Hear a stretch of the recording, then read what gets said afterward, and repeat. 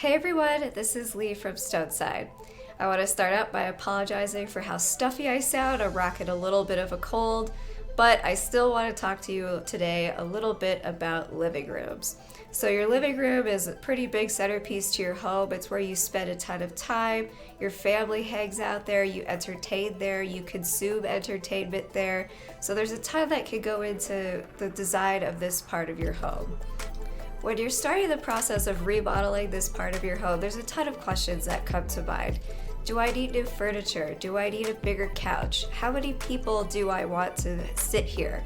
Do I need extra furniture? Maybe another chair?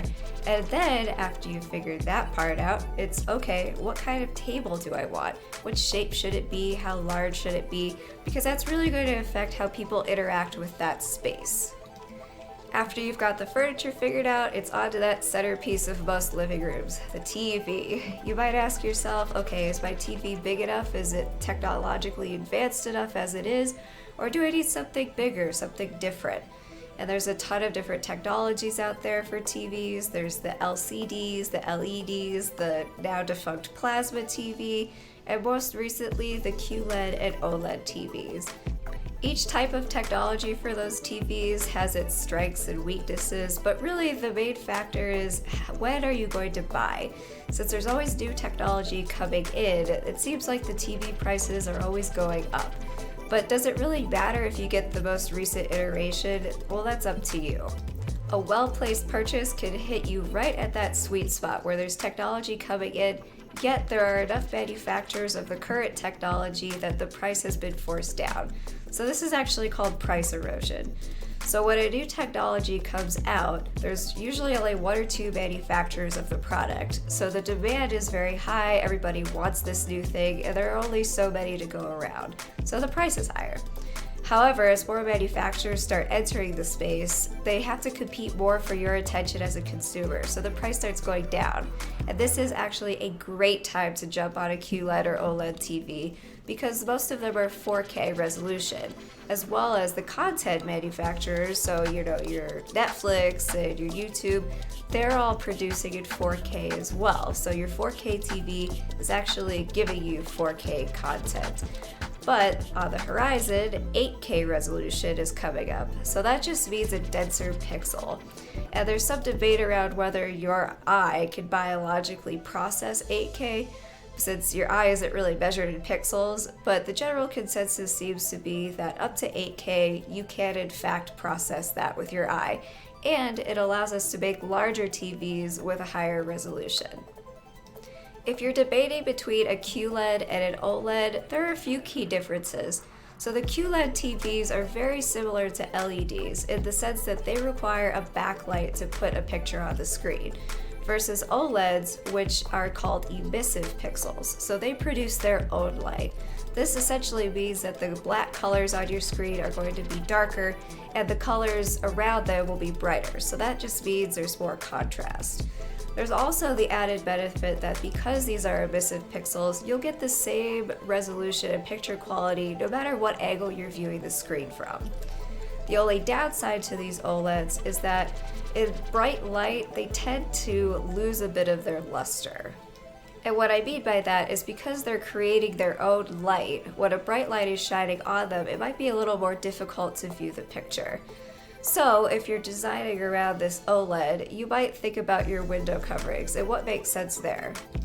If your living room receives a ton of sunlight, you're going to want to think about maybe a blackout option.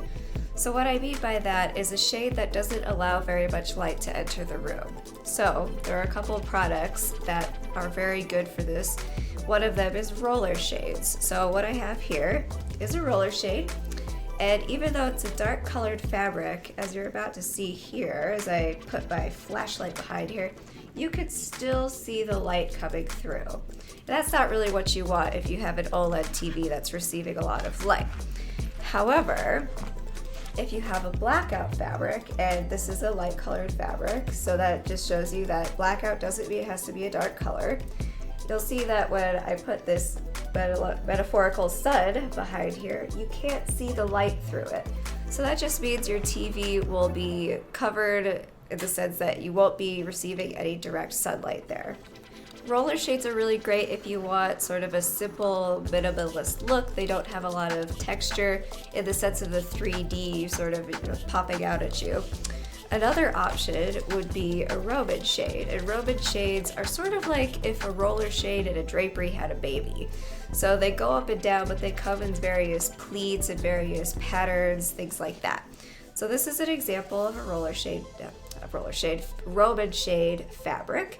And you can see it comes in many different colors. And the thing about Roman shades that's really cool, you can get anything you want. So in this case, the Roman shade fabric itself is indeed see-through in the sense that the light comes through. However, you can put a liner, a blackout liner, up behind any fabric to make it that blackout light filtering capacity. And finally, another option that's really great are cellular shades. So cellular shades are sometimes called honeycomb shades because of how they look. You can see here, they've got this little honeycomb shape. But what I want to show you with this in particular are the different varieties of opacities. So if you can see here, starting on this side, you can see that they're very sheer, lots of light coming through, and as you move this way, they become more opaque. So once you get over here, these are the blackout shades. And again, you're not gonna have any sunlight coming through those. Maybe on the sides a little bit, since there'll be a bit of a gap, but there are light gap stops now just to prevent that issue specifically. We hope this has helped you on your living room design journey. For more ideas, visit our idea gallery on www.stoneside.com.